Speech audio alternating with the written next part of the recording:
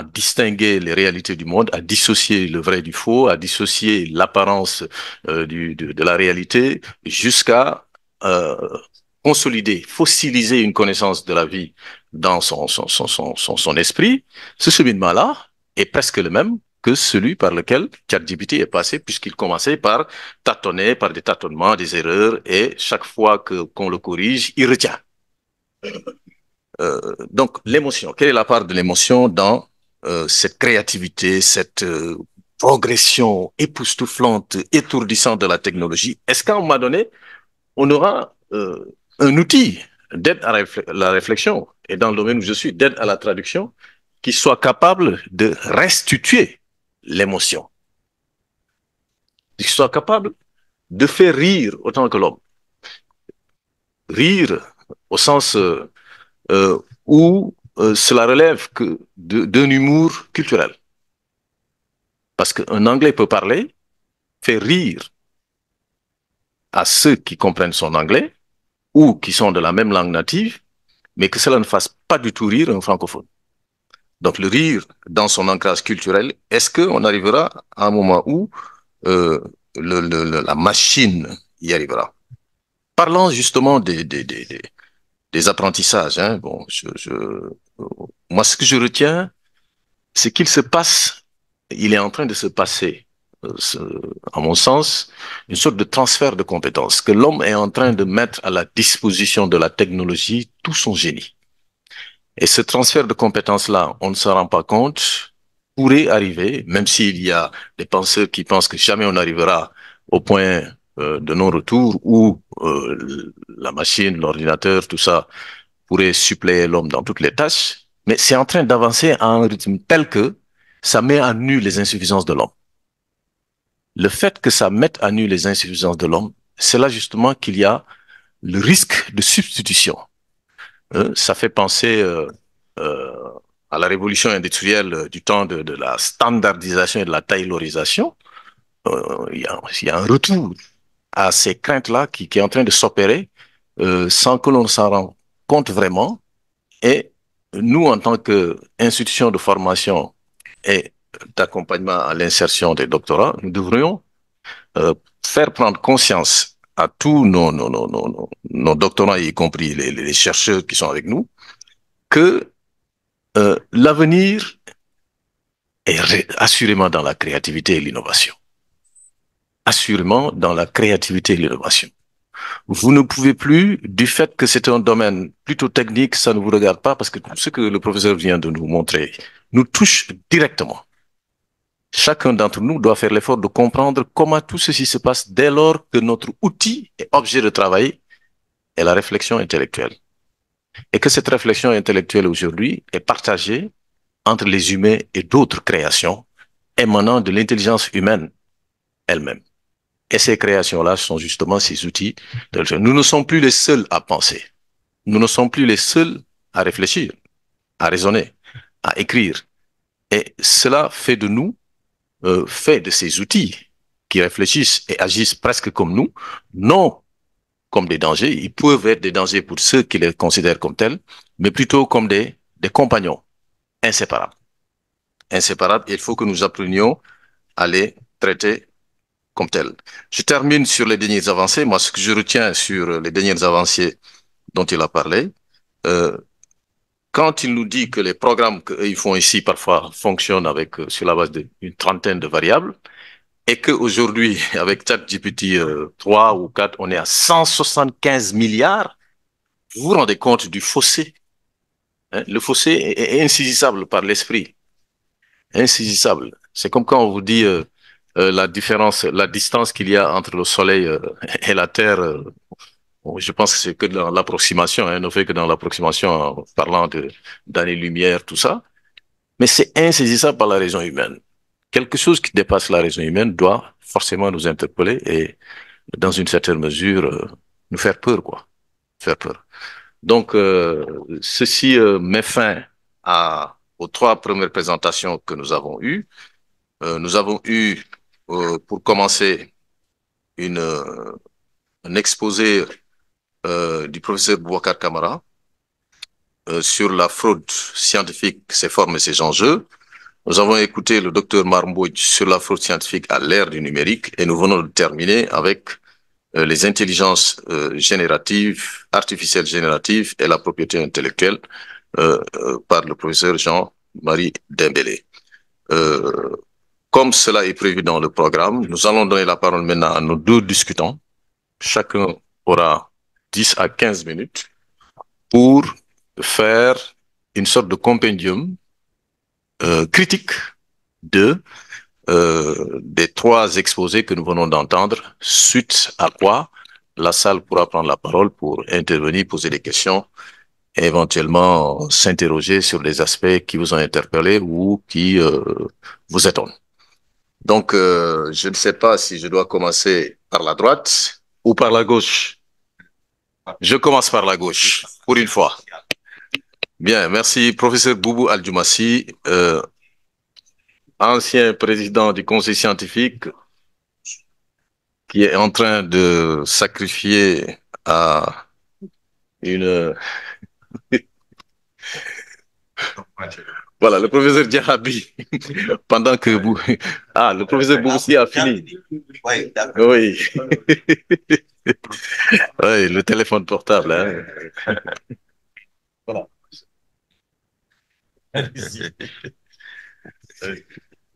Je parle avec un étudiant qui doit soutenir à 15 heures.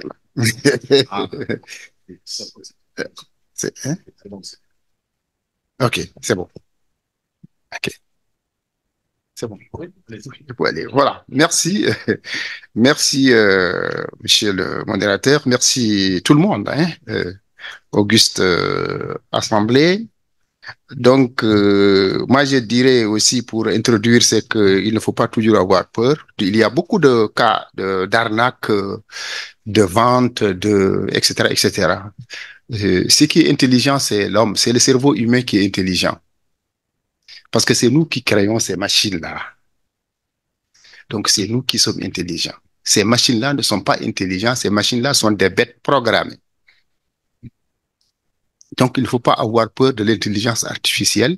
Ce qu'il faut, c'est que comment maîtriser ce processus qui est plutôt associé à de l'argent, à dominer le plus longtemps possible des peuples, des populations, des universitaires, etc., etc. C'est ça le gros problème. Mais ce qu'on appelle l'intelligence artificielle, c'est fabriqué par l'intelligence humaine. Donc, c'est l'être humain, en fait, qui est intelligent, mais ce téléphone portable-là n'est pas intelligent, c'est une bête programmée. Il vous a indiqué tout à l'heure comment on fabrique.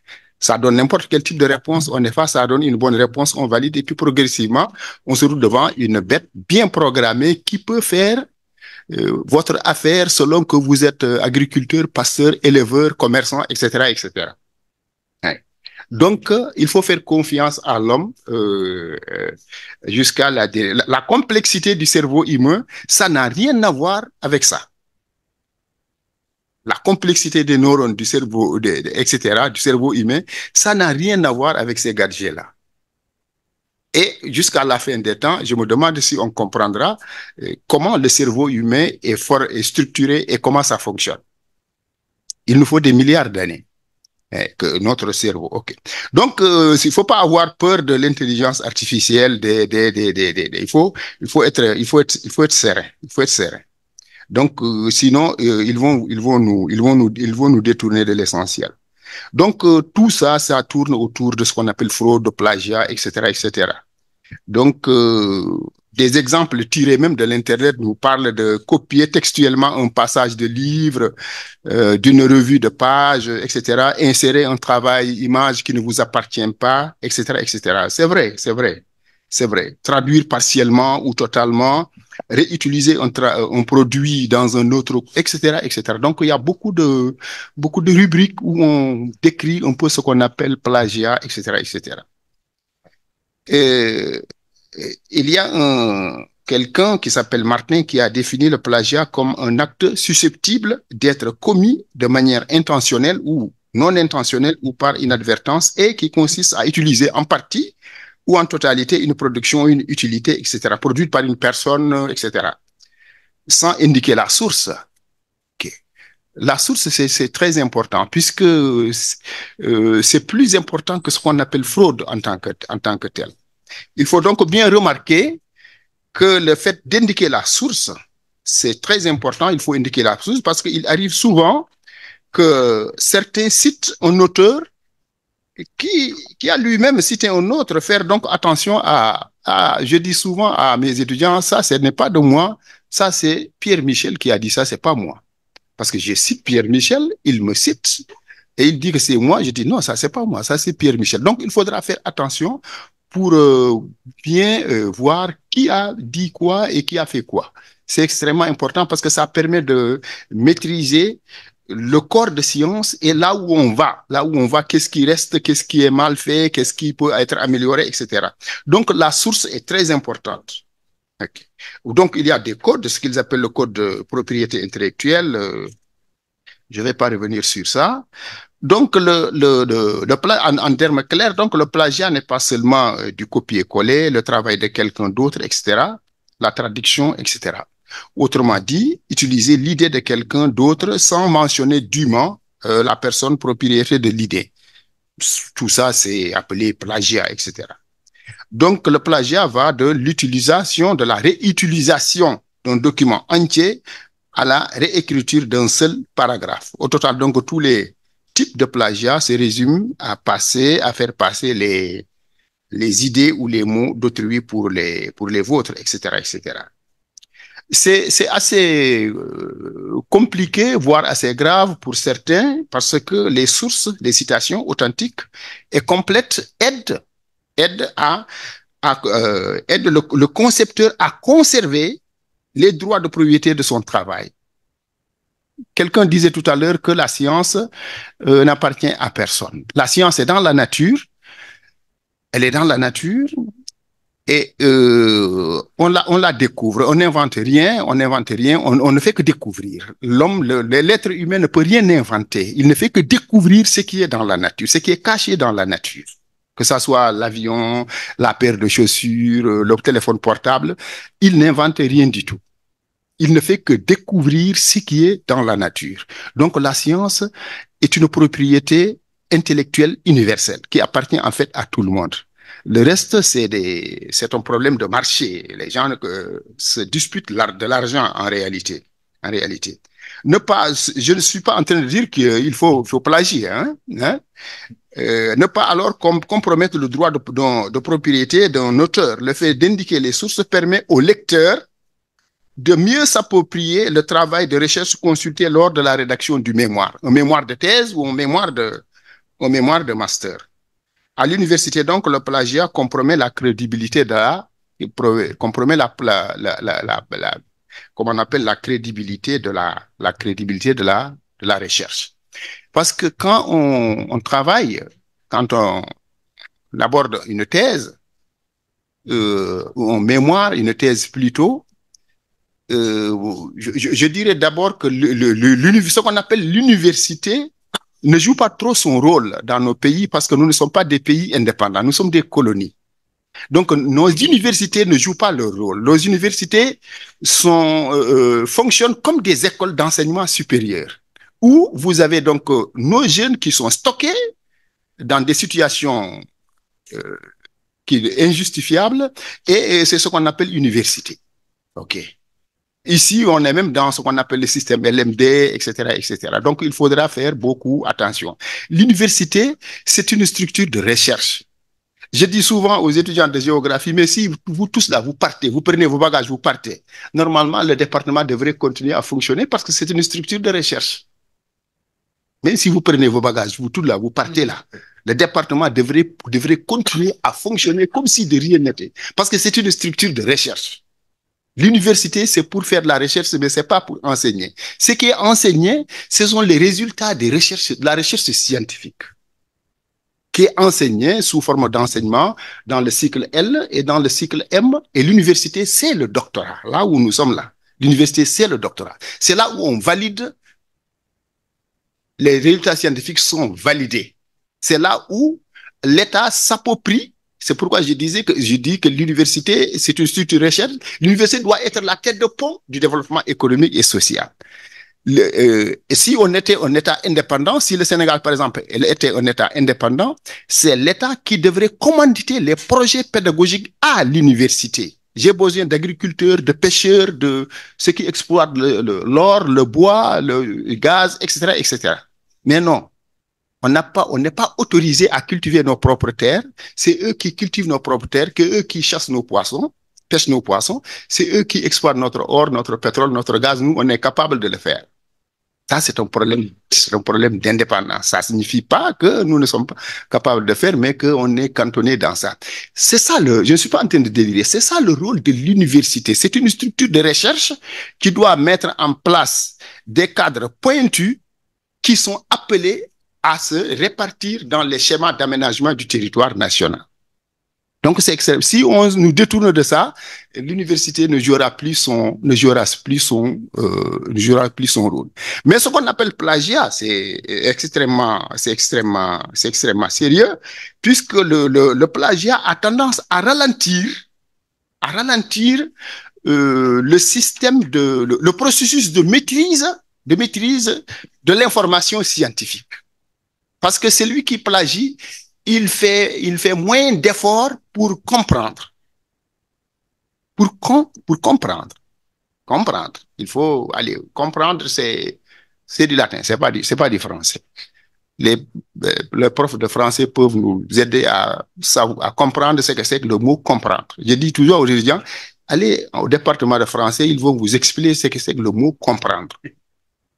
C'est extrêmement important. Si on ne comprend pas, on ne peut pas avancer. On ne peut pas avancer. C'est pourquoi le plagiat est un facteur de frein, de l'évolution de la dynamique des corps de sciences, mais également de leur interaction.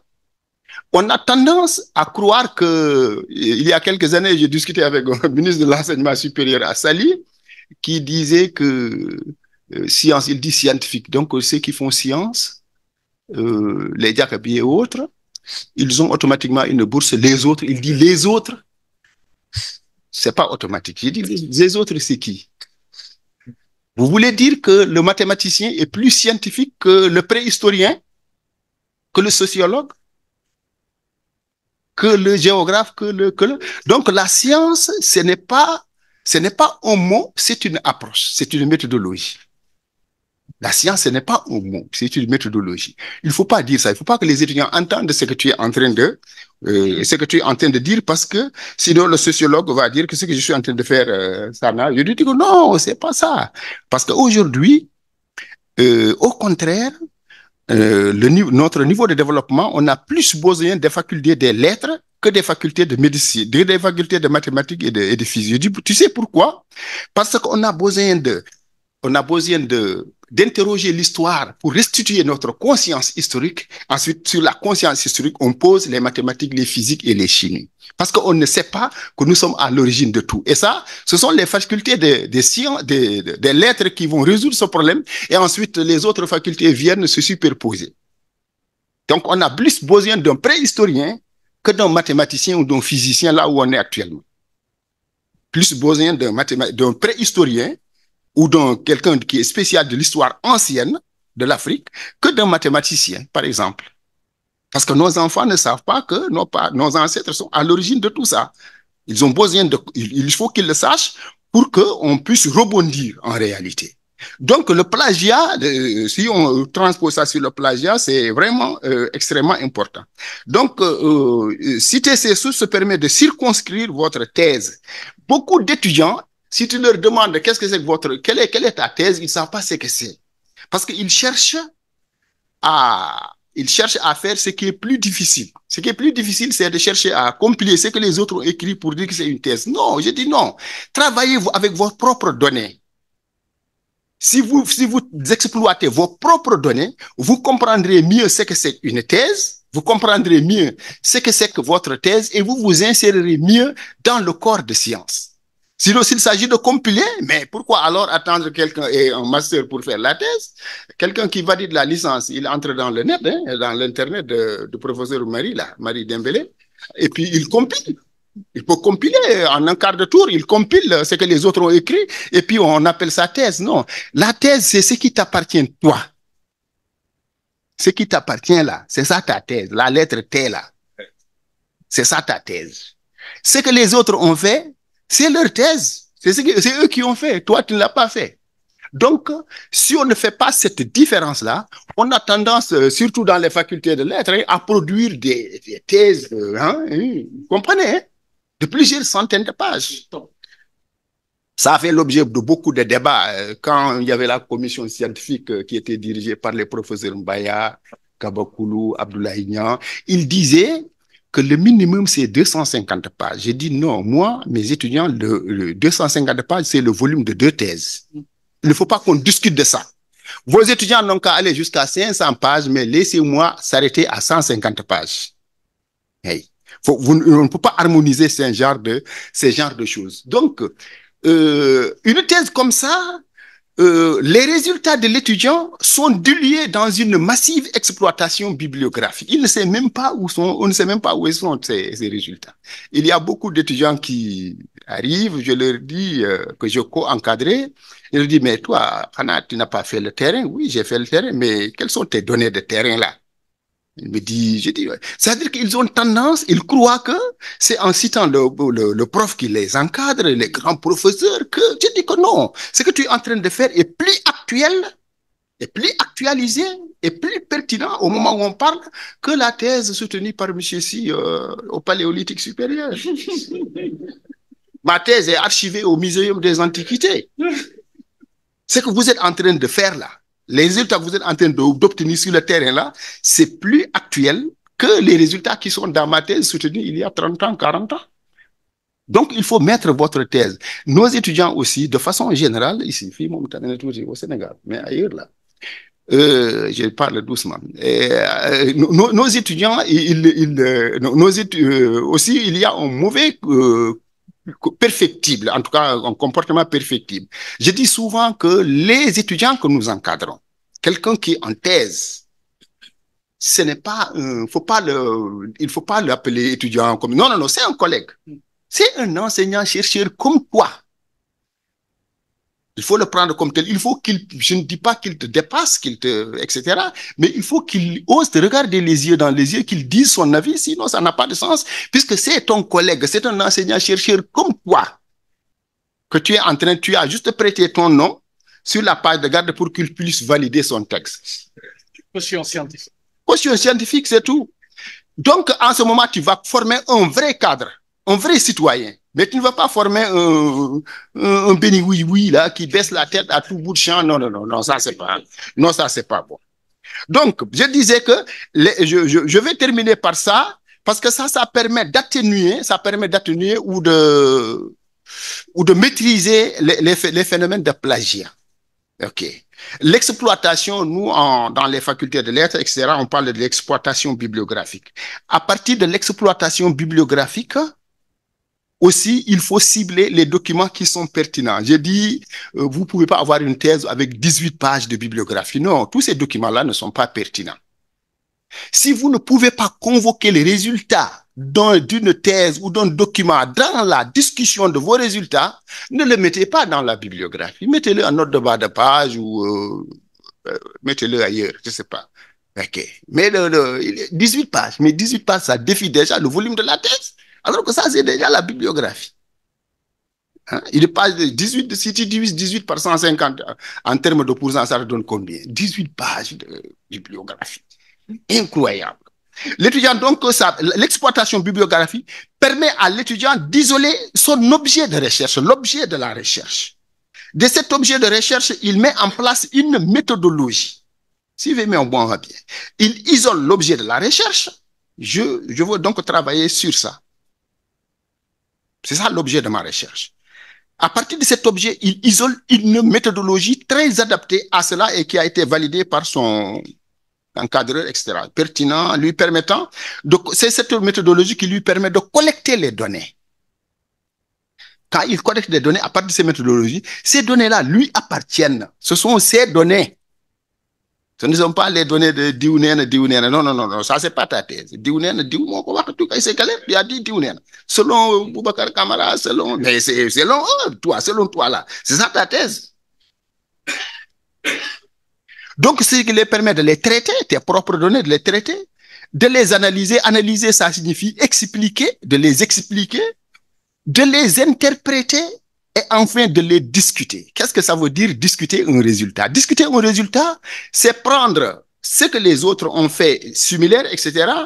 Vous comparez, vous allez comparer, affronter ça à vos propres résultats pour pour évaluer le niveau, apprécier le niveau de fiabilité de vos résultats. Vous êtes en train de discuter. OK. C'est pourquoi, après avoir mis en place ce qu'on appelle l'état de l'art, la problématique, etc., etc., moi, je dis à mes étudiants même de faire carrément un chapitre méthodologie. Il faut bien détailler la méthodologie pour qu'on voit comment vous avez obtenu la donnée. Est-ce que la donnée là vous appartient ou bien vous l'avez plagiée ou empruntée quelque part? C'est à partir de cette méthodologie que vous collectez l'information. Toujours, vous êtes dans votre propriété intellectuelle que vous traitez, que vous analysez. C'est dans le dernier chapitre de discussion que vous convoquez ce que vous avez lu et compris pour affronter vos propres, comment on appelle, vos propres données. Donc, ça permet de maîtriser, ça permet donc de diminuer de façon sensible le volume de la thèse, mais de maîtriser aussi le plagiat. Le plagiat, c'est une réalité, c'est une réalité. Les gens citent systématiquement alors qu'ils oublient eux-mêmes que sont des chercheurs, ils sont capables de faire ce que ces gens-là sont en train de faire ou ce que ces gens-là ont fait. Donc, c'est extrêmement important. Donc, le volet discussion des résultats permet aux chercheurs d'éprouver ses propres résultats en les comparant, confrontant à d'autres résultats. Ce chapitre, donc, renforce le niveau de fiabilité de la donnée, donc, de la thèse. Il ne faut pas que la thèse de l'étudiant soit diluée. Il ne faut pas que la thèse de l'étudiant soit diluée dans une exploitation massive, d'exploitation massive de données, de documents bibliographiques. Ce que j'appelle du plagiat légalisé. Ce plagiat-là même est légalisé. C'est-à-dire, il faut citer tes sources. Puis non, il faut citer tes sources. Mais dans la mesure où tu cites tes sources, alors ça va. Non, le fait de citer systématiquement des sources, plus de 50% de la thèse, ce sont les autres qui ont écrit sous prétexte que tu as cité sa source. C'est ça ce qu'on appelle justement du plagiat. Même si tu as cité tes sources. Tes sources-là, il faut les citer, mais il faut les convoquer plus dans la partie discussion que à tout bout de champ de la thèse. Donc ça aussi, il faut faire attention.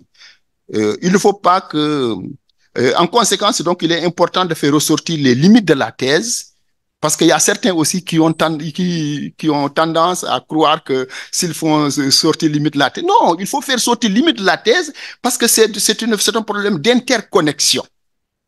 Oui. Je dis souvent aux étudiants que le propre d'un résultat scientifique est d'être fondamentalement erroné. Tout résultat scientifique est erroné. C'est parce que le résultat scientifique est erroné justement que la science est dynamique, que la science avance. Nous sommes en train aujourd'hui de dire qu'on est dans le téléphone portable, on est dans l'intelligence artificielle, mais dans 50 ans, ceux qui vont venir vont se demander comment on vivait, vont se rire de nous. Comme on est en train de se demander comment ceux qui étaient dans les grottes de Néandertal vivaient, 3000 ans, il y a 3000 ans. Donc, tout résultat scientifique est fondamentalement erroné.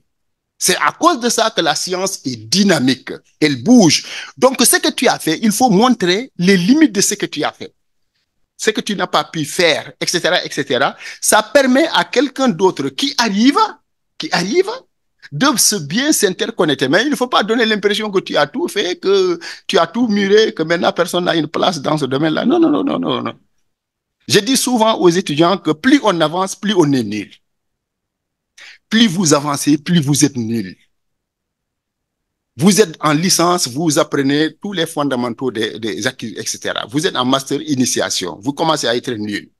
Doctorat, je fais une thèse de géomorphologie. Dans géomorphologie, je fais de la géomorphologie continentale. Dans continentale, je fais de l'érosion éolienne. Oui, donc plus tu avances, plus tu es nul. Et ce sont ces gens-là qui se disent professeur de je ne sais quoi. Plus tu avances, plus tu es nul. Parce que c'est restreint. Plus c'est restreint. Et c'est pourquoi l'université, c'est un travail de collaboration et d'équipe. Parce que toi, tu ne connais qu'un petit couloir. Ce petit couloir-là, si tu ne t'interconnectes pas avec les autres, qu'est-ce que tu fais? On ne sait pas à quoi ça sert. Parce que ce que tu sais, c'est très restreint par rapport à l'environnement scientifique de ton époque. Donc, ça doit s'interconnecter. On doit travailler entre laboratoires, à l'intérieur, entre équipes. Sinon, ça n'a pas de sens. Moi, ce que je sais, ça ne sert à rien si je ne m'interconnecte pas avec les mathématiciens, les physiciens, les chimistes, les sociologues, etc., etc. Parce que ce que je sais, seulement, pris isolément, ça ne veut rien dire. Alors que je me dis, costume, cravate, fouguedia, et que je suis professeur. Professeur de quoi? Professeur de qui? Hein? Donc, ça, c'est extrêmement important. Hein? Une minute, il me reste une minute. Donc, en conséquence, il est important de faire ressortir les limites de la thèse, ce que tu n'as pas pu faire. Cela oriente mieux qui sont dans la même thématique, etc. Je n'apprends à personne si je dis que les résultats scientifiques sont comme ça. Hein. Limite du travail, perspective et discussion. C'est extrêmement important d'être, comment on appelle, un intellectuel honnête. Honnête. C'est-à-dire qu'il faut qu'on voit ce qui t'appartient, ce qui t'appartient pas, ce que tu as fait, ce que tu n'as pas pu faire, et tu laisses les couloirs à ceux qui veulent entrer. Mais il ne faut pas donner l'impression que tu es le plus du siècle. Et non, non, non, non, non. Non, non, non, non, non, c'est pas important. Donc, c'est très important ce qu'on appelle ici, le plagiat, c'est qu'on appelle ici le plagiat, etc., etc. Ça permet de mieux se situer dans les niveaux de domestication, dans les niveaux de domestication des corps de science, ce qui a été fait, ce qui reste à faire, quels sont les défis qu'il y a. Et maintenant, il ne faut pas qu'on masque les limites. Il faut qu'on les mette à jour parce que nous fonctionnons équipe qui tourne et qui s'alterne. C'est pourquoi d'ailleurs les gens vont à la retraite. Je disais au professeur Mario, mais la retraite, c'est quoi? La retraite, ça signifie qu'on est physiquement et intellectuellement amorti. On est exposé à la mort et à la maladie. Donc, il faut former rapidement la relève et doucement, tu te mets très loin derrière et tu observes la scène. Parce que les gosses que tu formes là, ils sont plus forts que toi parce qu'ils sont plus intégrés dans leur environnement technologique. Toi, tu es intellectuellement amorti. La tombe. Bientôt la tombe. Et il faut accepter ça, sinon ça va être compliqué, hein, Monsieur le Président. Hein?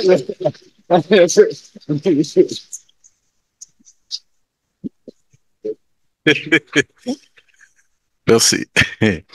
Bon, le professeur Boubou Aldoumassi vient de nous faire une présentation décontractée. C'est une discussion, hein.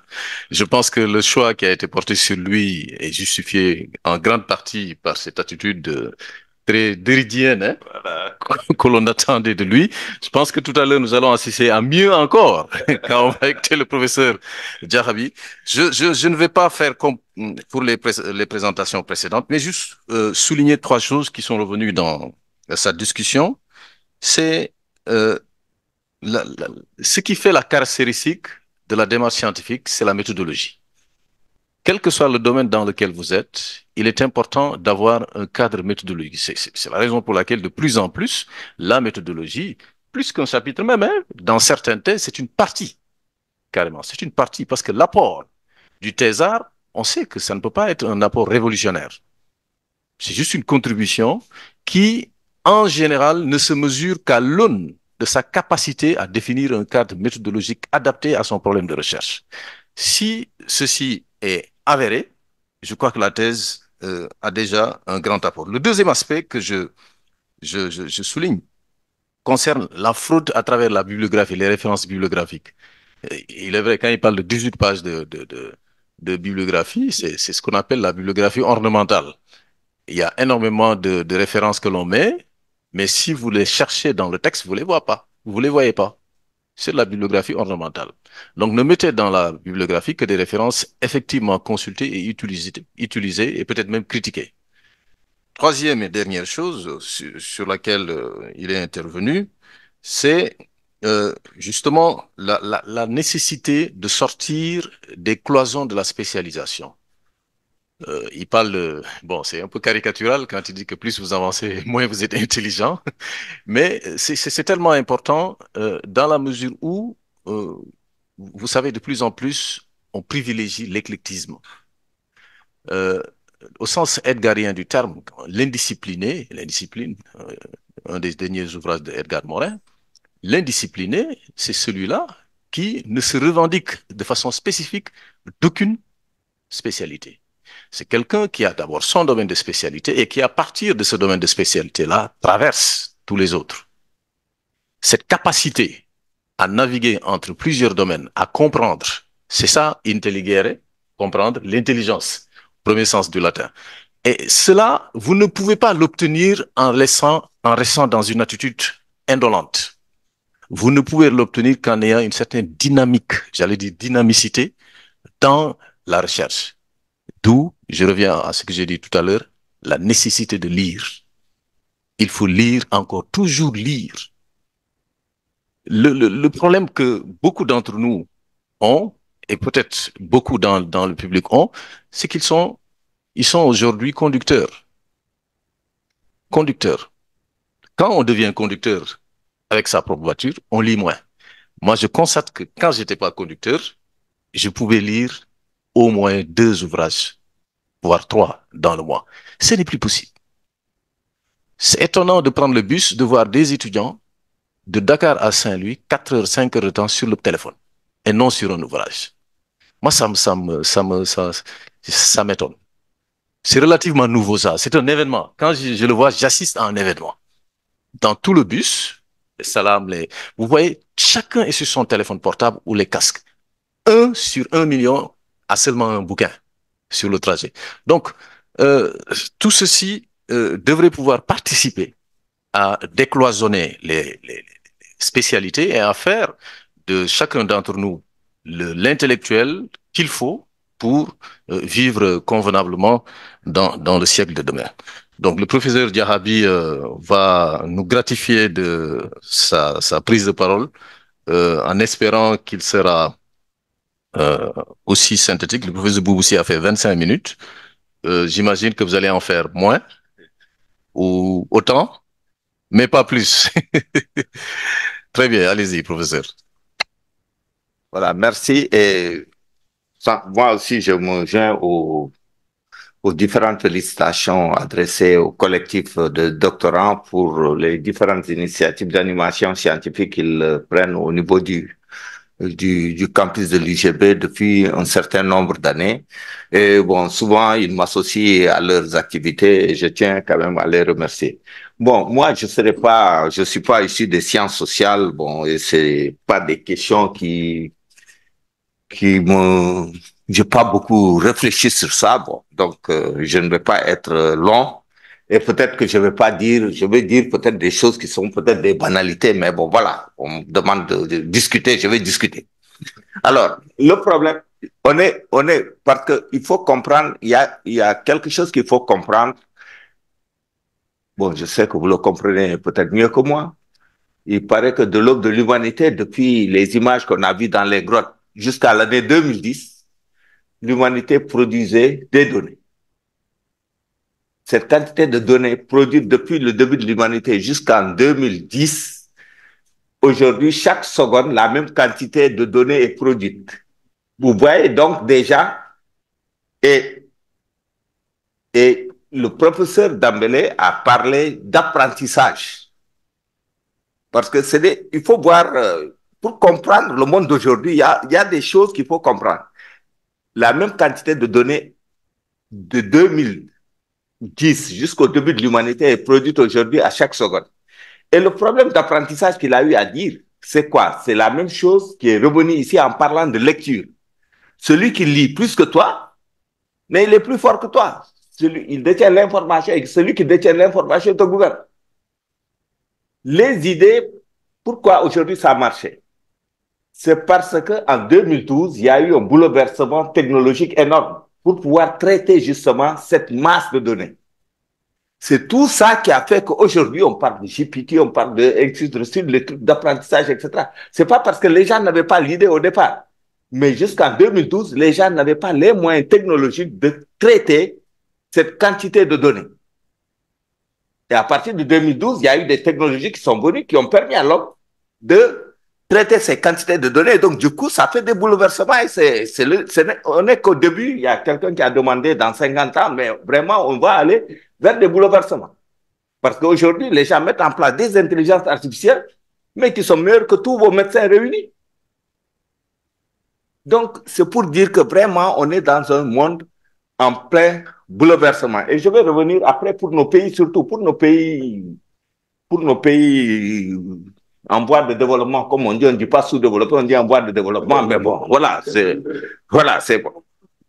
Alors, et le problème qui est posé aujourd'hui d'indélicatesse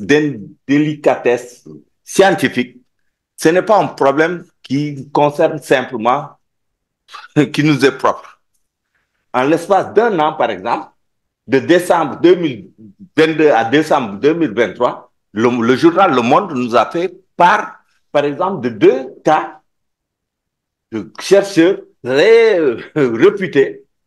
L'un, il est au CNRS associé à l'Université de Lille, l'autre, bon, là-bas d'ailleurs, c'est un couple qui ont eu des médailles. La dame, elle a eu la médaille du CNRS en 2018, la médaille scientifique du CNRS. Moi, ainsi de suite, etc., qui sont dans des histoires de délicatesse sur environ 40 de leur production scientifique. Bon, c'est une dame qui est là. Aujourd'hui, elle en a 400 et quelques. Elle en a plus de 400 et quelques. Ça veut dire qu'aujourd'hui, c'est l'histoire, il faut produire à tous les coups. Parce que l'évaluation, elle est faite sur une base qualitative, quantitative plutôt. Et ça pose énormément de problèmes. Parce que dans les temps, quelqu'un peut être savant, il publie un papier.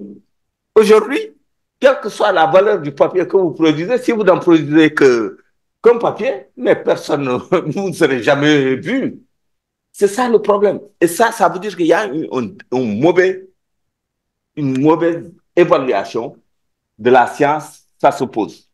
Donc, en un an, donc, on a vu que dans des grandes universités, des gens qui travaillent avec le CNRS, etc., qui sont dans des trucs de plagiat, ainsi de suite, etc., voilà, d'indicatesse scientifique. Maintenant, l'autre problème aussi, c'est aujourd'hui avec la naissance des outils comme GPT, j'en passe, etc. Il y a certaines universités, par exemple, il y a une université à Prague qui a décidé que les étudiants ne font plus de mémoire de licence. D'autres universités vont suivre. Ils vont éliminer cela. Parce que quelqu'un vous a dit, ben, pour faire une thèse, tu n'as pas besoin de... Ben, tu cherches un peu d'argent et tu donnes, ben voilà, on te fait la thèse et puis basta. Bon, dans beaucoup de domaines, en tout cas, c'est peut-être pas tous les domaines, mais en tout cas, il y a beaucoup de domaines où aujourd'hui c'est possible. Ça veut dire que si vous avez l'argent, vous êtes docteur, hein, il n'y a pas de problème. Ça, bon, voilà. Bon, ouais. Je ne vais pas vous encourager peut-être à aller vers ça, mais c'est des voies qui existent. C'est des voies qui existent. Maintenant, le gros problème que nous avons, j'essaie maintenant de me repositionner dans le cadre du Sénégal.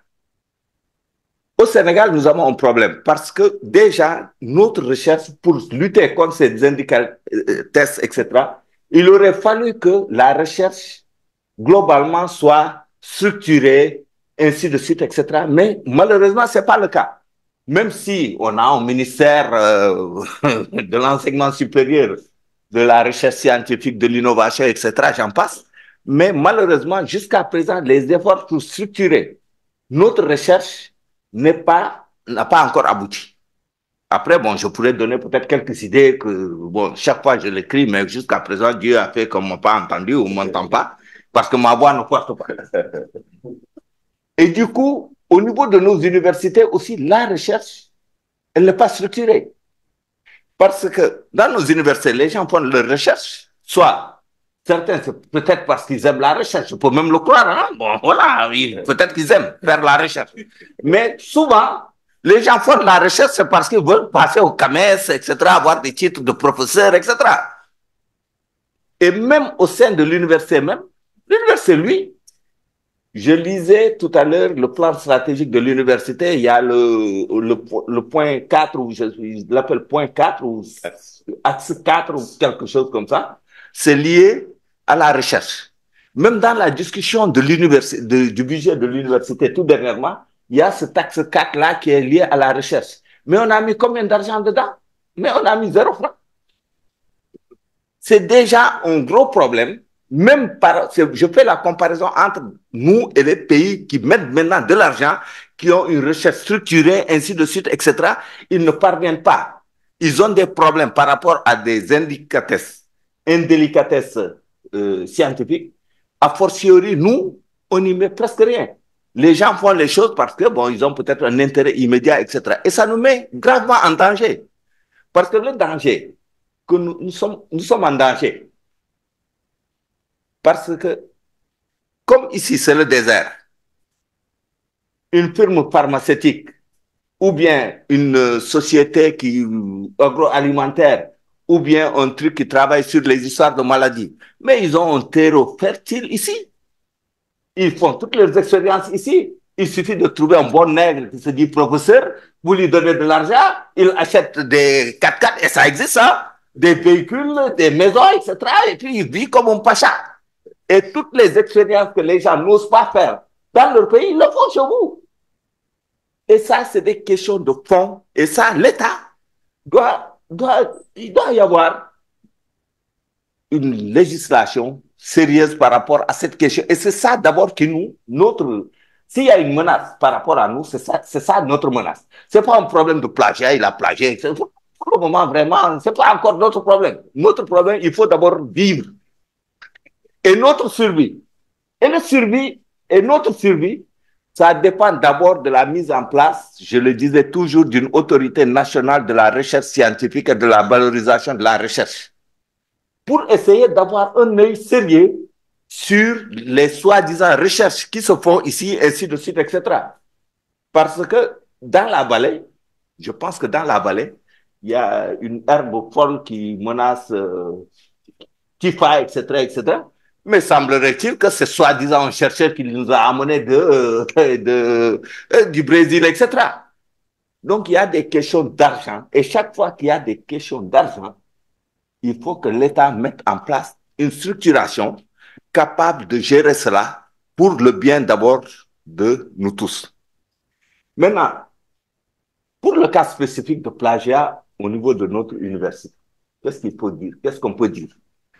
Il y a plusieurs universités déjà qui se sont débrouillées pour au moins acquérir un logiciel qui coûte environ, je pense, à 8 millions par an, 8 ou 10 millions par an. Mais comme notre université, nous sommes très pauvres, mais on ne parvient pas à l'avoir. Mais du coup, voilà, vraiment, moi, ça me pose quand même un problème. Parler de ça, ça me gêne pour notre université. Parce que la conséquence, c'est quoi? Ça veut dire que même nos collègues qui doivent aller, par exemple, au CAMES, ils vont avoir des problèmes parce qu'ils vont emmener des documents, des thèses ou des mémoires, etc. Et le CAMES aussi a fait une erreur. Ils ont fixé une barre de 20%. Je ne sais pas où est-ce qu'ils ont tiré les 20%. Mais bon, voilà, ils ont fixé que le taux de similitude ne doit pas atteindre 20%. Mais pas, ils font exprès ou bien bon, je ne sais pas dans quel domaine des sciences ils sont.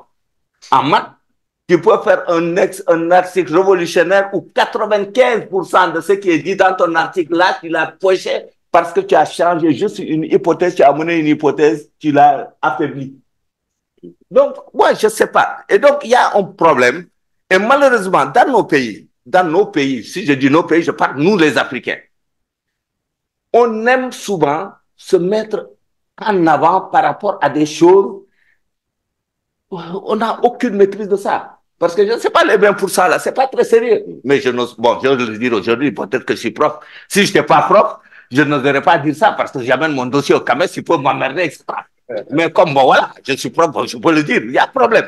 Donc, il y a des questions de fond. Maintenant, c'est par rapport maintenant au doctorat. Moi, je vous dis qu'on a un gros problème.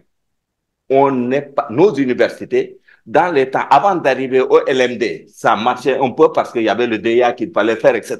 Mais aujourd'hui, avec le système de LMD, excusez-moi, nos étudiants ne sont pas formés pour faire de la recherche. Ils ne sont pas formés pour faire de la recherche.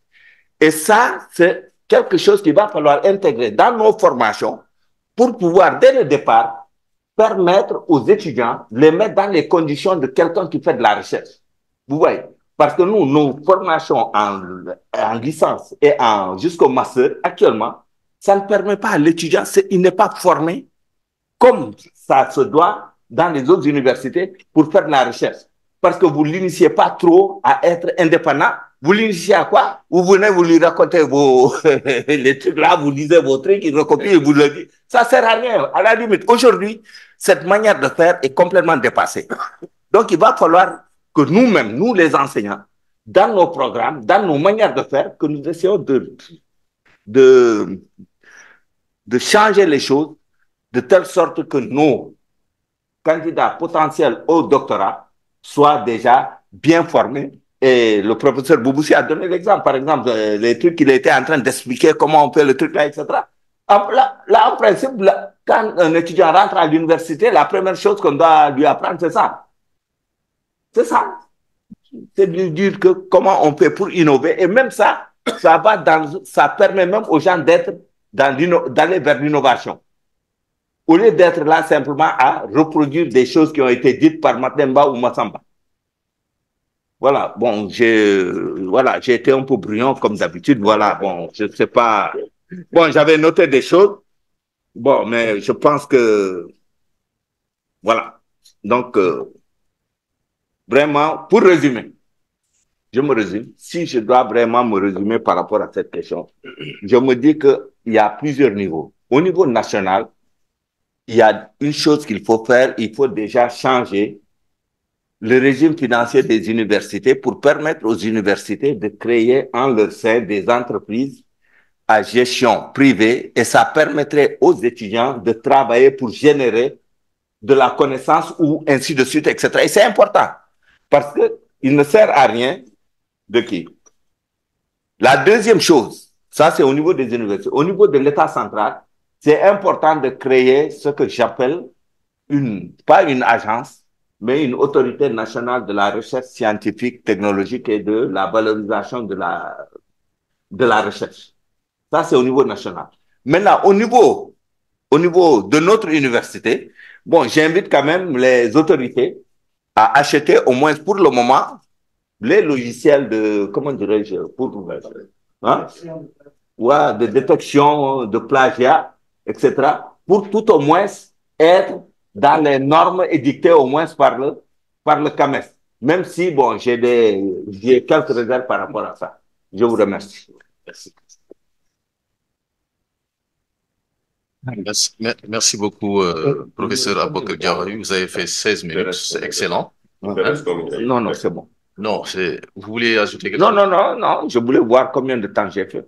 16 minutes. Ah bon, Vous avez fait 16 minutes, c'est le record, vous avez battu le record. Personne n'a fait moins que vous. Ah bon, mais excusez-moi. Oui. J'ai oublié quelque chose. Lorsqu'il a parlé, lorsque le prof a parlé d'apprentissage, j'ai noté, il y a quelque chose, c'est exactement la même chose que nous, dans notre culture, dans la culture. Bon, si je dis nous, je ne suis pas Wolof, bon, c'est les Wolofs qui le disent. Ils disent Mag Djarma Baïti Tireu. Mais pourquoi? Ça veut dire que le bac qui est là, il a appris par le système d'apprentissage là, il a vu des exemples, etc. Il a appris pour être performant. Donc ça, notre culture là, ce qu'on est en train de dire, l'histoire de l'intelligence artificielle là, on l'avait déjà dans notre culture, même si ça ne s'exprimait pas comme ça. Parce que c'est le Mag Djarma Baïti Tireu. Je vous remercie.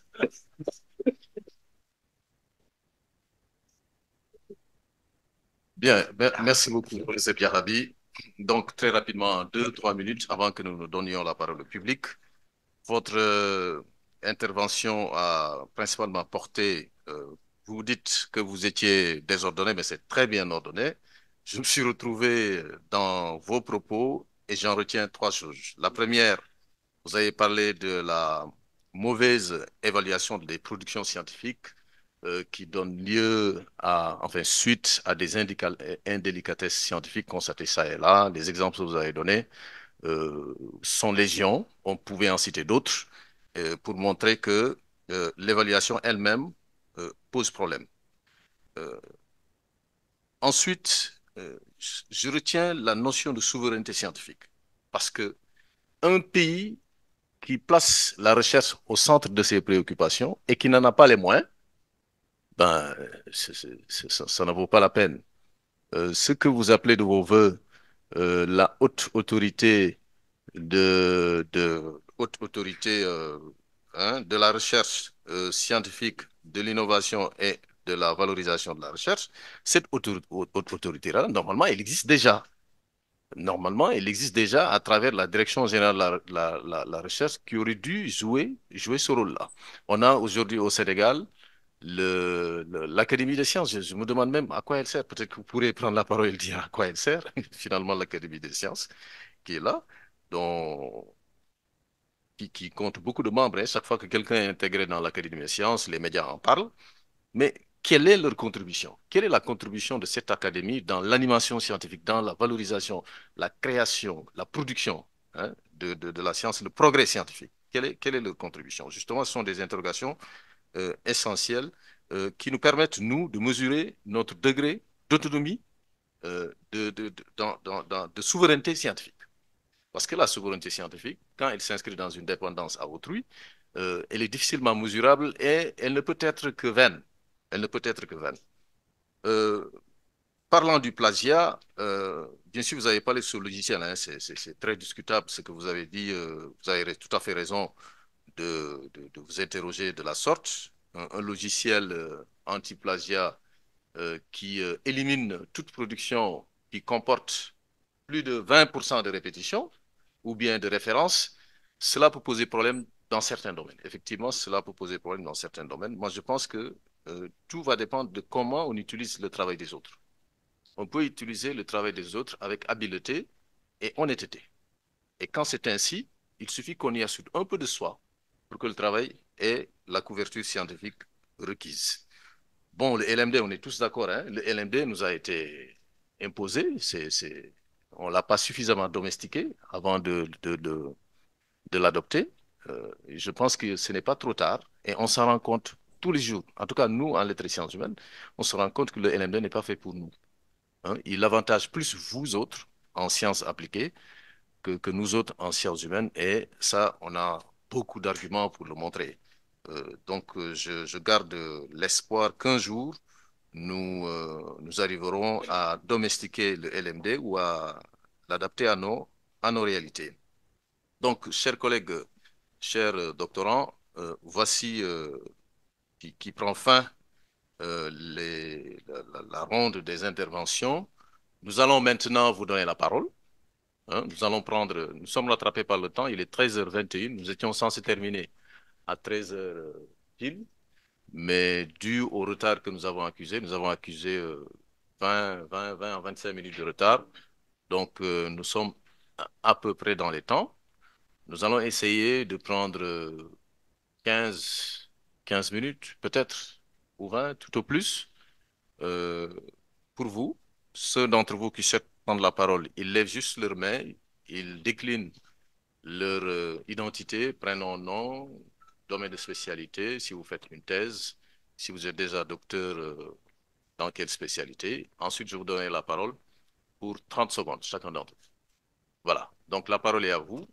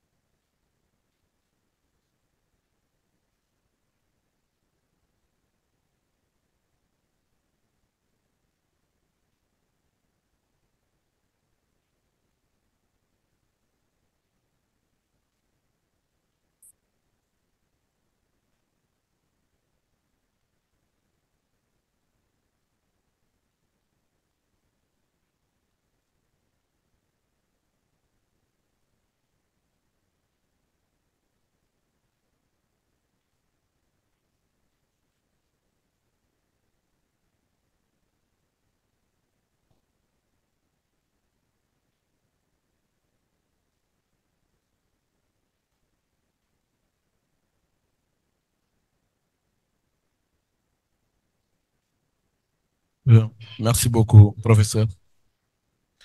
Moi, je vais pas être trop long, mais je me félicite déjà euh, de venir à la rencontre de cette auguste assemblée et vous remerciant de cette thématique-là qui a été développée depuis ce matin.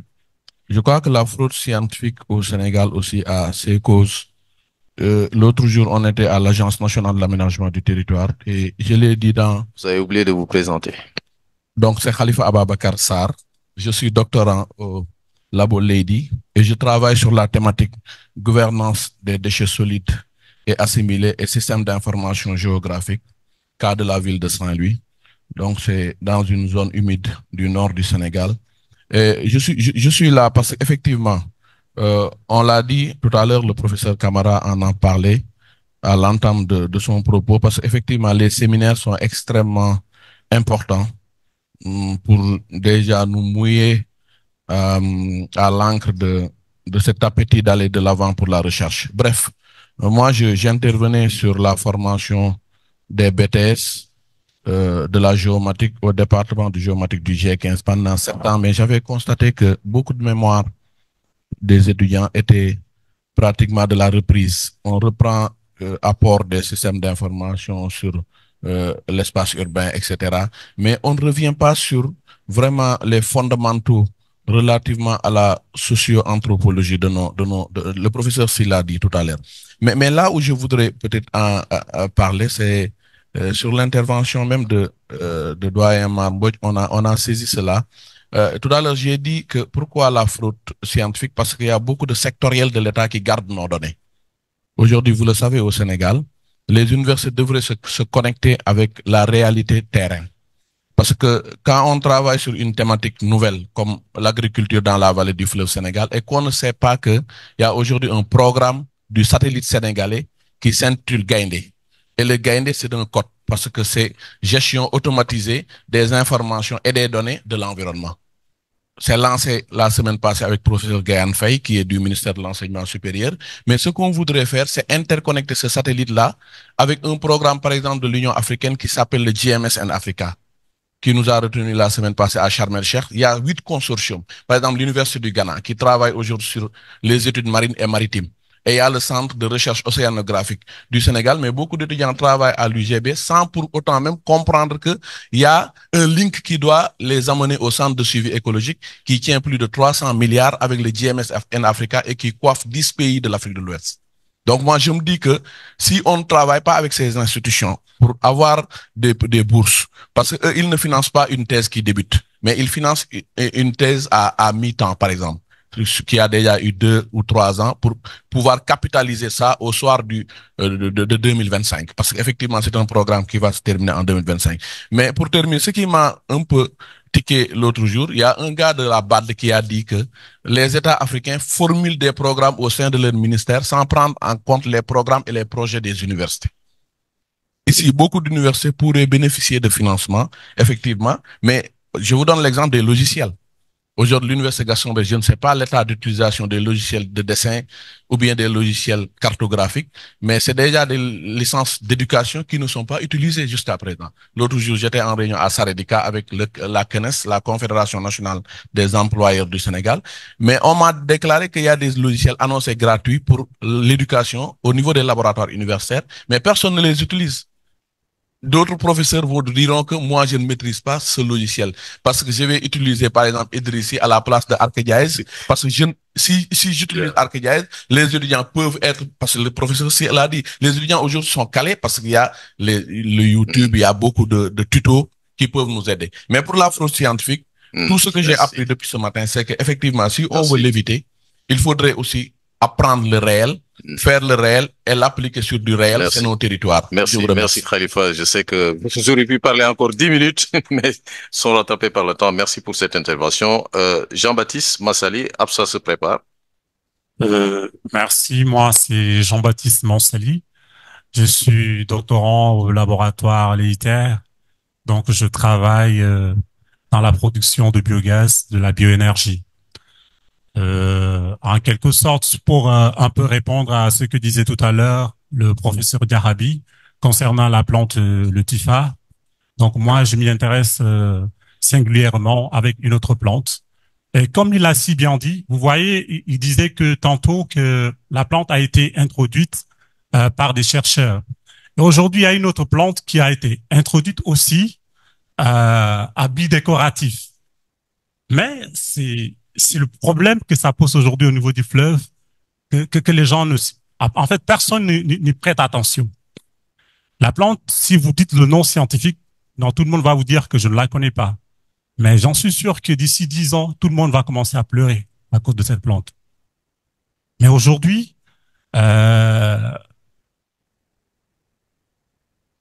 puisque nous nous intéressons à l'environnement, nous nous intéressons à la valorisation des plantes invasives, on s'est dit pourquoi pas ne pas s'y intéresser. Et ça nous a permis en quelque sorte de faire l'étude de fond en comble, essayer de produire quelque chose d'essentiel, le gaz qui peut être utilisé dans des ménages. Mais en quelque sorte aussi respecter ce qu'on appelle le concept de l'économie circulaire. La plante s'appelle du Nelumbo nucifera et j'en suis sûr que d'ici 10 ans, la vallée sera totalement envahie. Et si on n'y prend pas garde, je pense que le fleuve sera même impraticable. Parce que la régénération de cette plante, il est phénoménal. Merci, merci monsieur. Merci monsieur. Je pense que vous parlez d'un sujet très passionnant, mais si je vous laisse, vous allez faire un exposé. D'accord. Moi, ce qui m'intéresse par rapport à la fraude, c'est que aujourd'hui, je pense que il y a vraiment un problème. Hein. Il y a vraiment un problème. Parce que les logiciels en tant que tels, ça pose problème en termes de code. Si vous prenez un terme, par exemple, moi, je travaille par exemple sur une température ambiante. Si je le cite dans mon texte, si j'écris, je parle, j'essaie de commenter mes coupes, je parle de température ambiante. Un détecteur de qui va me dire que c'est une similitude. Est-ce qu'on s'imagine ce que ça donne en termes de problème? Alors que la température ambiante, tout le monde sait que c'est universel. Quelqu'un qui travaille sur des données scientifiques, il peut parler de température ambiante. Mais si vous commentez votre courbe en parlant de température ambiante, on le code comme une similitude. Donc, finalement, même le nom de votre laboratoire devient une similitude. Bien sûr. Moi, ça m'est arrivé. Vous imaginez combien de fois c'est complexe. Je pense que en cela, il faut vraiment que les universités s'y penchent et qu'on essaie de trouver des logiciels qui nous permettent au moins de détecter d'abord les similitudes ici à l'université avant de les soumettre dans des revues. Je pense que ça serait vraiment une chose. Merci, Massali. Votre intervention pose la question de la fiabilité des logiciels. Qu'est-ce qui est plagié et qu'est-ce qui ne l'est pas? Vraiment, c'est difficile à distinguer. Absa et Madibo, hein? Quand il faut se préparer, Modibo se prépare. Alors, merci beaucoup, professeur. Moi, je m'appelle Absa Souran déjà. Je fais ma thèse sur le contentieux relatif aux activités pétrolières, gazières et minières au Sénégal. Je suis doctorante en droit privé. Alors, moi, j'ai deux questions. Une qui est relative à tout ce qui a été dit aujourd'hui par rapport à la fraude. Parce que j'ai l'impression qu'on nous demande de ne pas faire la fraude, mais aussi, en fait, je me suis posé la question. Comment est-ce qu'on pourrait se protéger de la fraude scientifique? Parce que, étant jeune chercheur, on est forcément, on va faire de la production scientifique. Comment est-ce que l'université, ou bien comment est-ce qu'on peut se protéger contre les risques de plagiat et autres? Ça, c'est ma première question. Et ma deuxième, je pense que ma deuxième question, ça ne concerne pas la thématique de la fraude de manière générale, mais c'est par rapport à la thèse. Parce que le professeur s'y parlait tout à l'heure que lorsqu'on nous parle de thèse, on a envie l'attente, c'est en fait de savoir quelle est la thèse de l'étudiant, quelle est la thèse que l'on propose.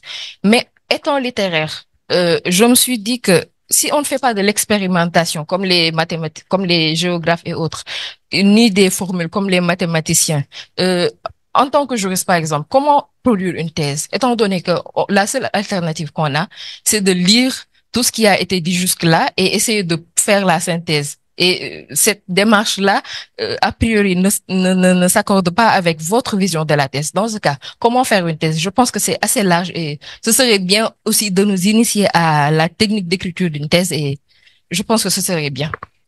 Merci Absa. Question intéressante. Je pense qu'ils vont y répondre. Ablaye, Modibo Kanfo, Ablaye Diallo se prépare. D'accord. Bonjour tout le monde. Merci beaucoup. Merci au professeur. Moi, personnellement, j'ai beaucoup appris aujourd'hui. Mes questions vont porter sur le plagiat et l'intelligence artificielle. Et rapidement, le professeur Boubacar Kamara avait parlé de l'autoplagiat. Et pourquoi c'est interdit? Pourquoi l'autoplagiat est interdit?